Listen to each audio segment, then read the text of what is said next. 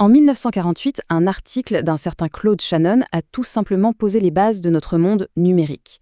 On va voir ensemble comment cet article a complètement changé la donne en redéfinissant ce qu'est l'information. Alors, la grande question qui a empêché des générations d'ingénieurs de dormir, c'était ça. Le bruit. Vous savez, ces parasites sur une ligne téléphonique, ce grésillement à la radio. Ça semblait être une barrière absolument infranchissable. On pensait que c'était une loi de la nature. Plus on communique vite, plus on fait d'erreurs. Point final. Et puis, cet article arrive et répond par un « oui » franc et massif. C'était complètement fou, totalement à contre-courant. Shannon a prouvé que la communication parfaite, ce n'était pas un rêve, mais bel et bien une réalité mathématique. Mais comment a-t-il fait ça ? Eh bien, tout commence par sa façon de voir le problème. Alors, entrons dans le vif du sujet. Avant Shannon, on se concentrait sur des détails techniques, comme la puissance du signal. Lui, il a pris du recul. Il a cherché un modèle universel de la communication. Regardez bien cette phrase. C'est d'une simplicité désarmante, non ? Ce qu'il fait est révolutionnaire. Il met complètement de côté le sens du message. Qu'il s'agisse d'un secret d'État ou d'une liste de courses, on s'en fiche. Le seul et unique objectif, c'est de le reproduire à l'identique. C'est ce changement de perspective qui a absolument tout débloqué.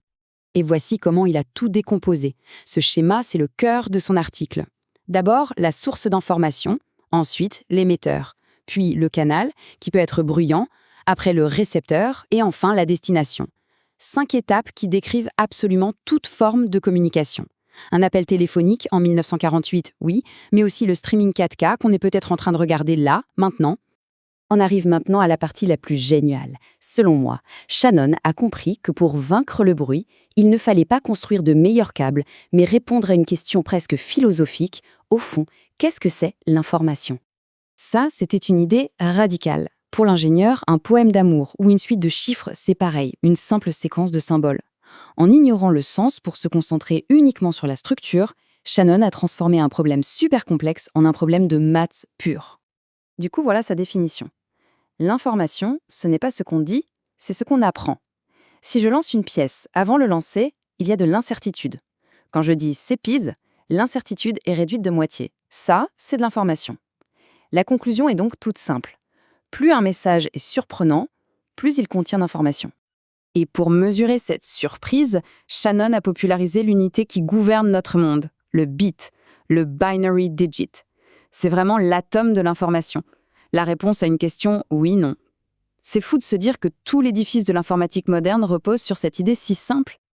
Ok, donc on a une nouvelle définition de l'information. Mais il fallait un outil pour la quantifier. Et c'est là qu'intervient un concept qu'il a emprunté à la physique, l'entropie.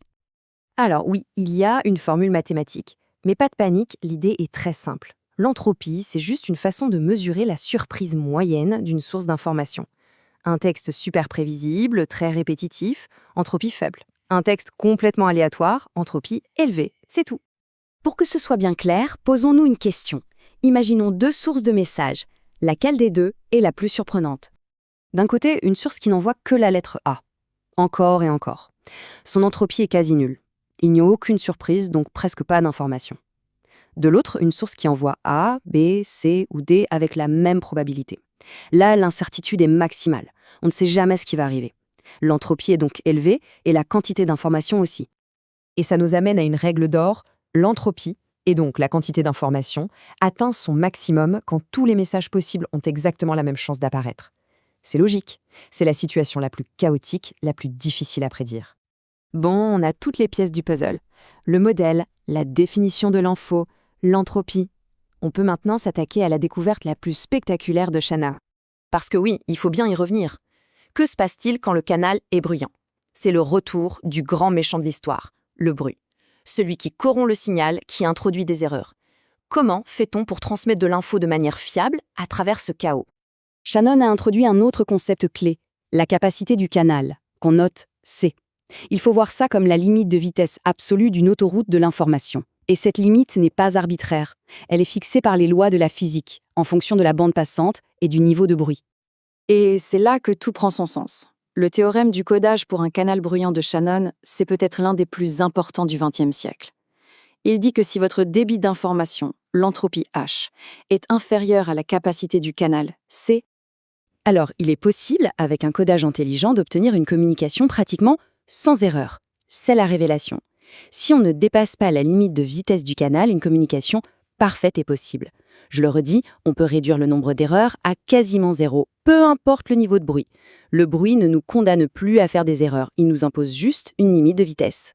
L'impact de ce théorème est colossal. Vraiment, ce n'est pas juste une jolie théorie, c'est le plan directeur de toute notre vie numérique. Shannon lui-même a tout de suite compris la portée de son travail. Sa théorie a donné un langage commun pour analyser et améliorer la télégraphie, la radio, la télévision et même la théorie des ordinateurs.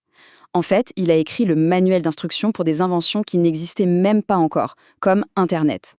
Mais alors, comment il marche ce codage magique? La réponse, c'est un mot, la redondance.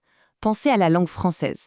Si on lit une phrase comme « j'y veux un café », on comprend tout de suite. Pourquoi? Parce que notre langue est naturellement redondante.